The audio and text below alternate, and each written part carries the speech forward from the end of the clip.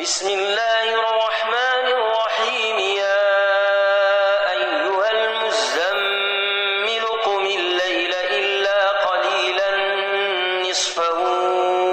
أو انقص منه قليلا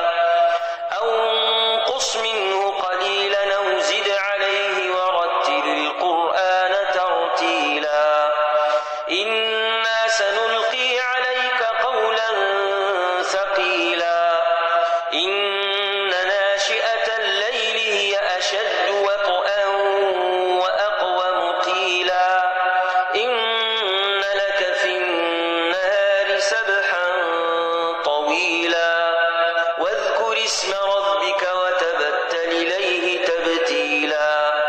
رب المشرق والمغرب لا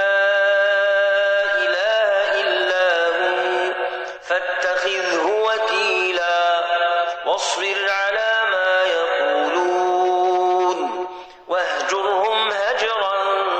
جميلا وذرني والمكذبين أولي النعمة ومهلهم قليلا إن لدينا أنكالا وجحيما وطعاما ذا غصة يوم ترجف الأرض والجبال وكانت الجبال كثيبا مهيلا إنا أرسلنا إليكم رسولا شاهدا عليكم كما أرسلنا إلى فرعون رسولا فعصى فرعون الرسول فأخذناه أخذا وبيلا فكيف تتقون إن كفرتم يوما يجعل الولدان شيبا السماء منفطر به كان وعده مفعولا إن هذه تذكرة فمن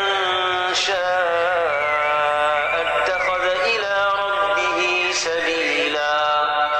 إن ربك يعلم أنك تقوم أدنى من ثلثي الليل ونصفه وثلثه وطائفة من الذين معك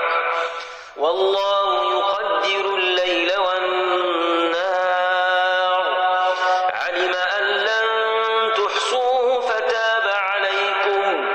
فاقرؤوا ما تيسر من القرآن علم أن سيكون منكم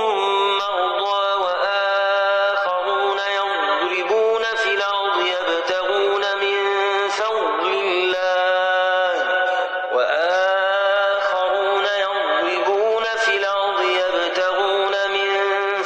الله وآخرون يقاتلون في سبيل الله فاقرؤوا ما تيسر منه وأقيموا الصلاة وآتوا الزكاة وأقرضوا الله قرضا حسنا وما تقدموا لأنفسكم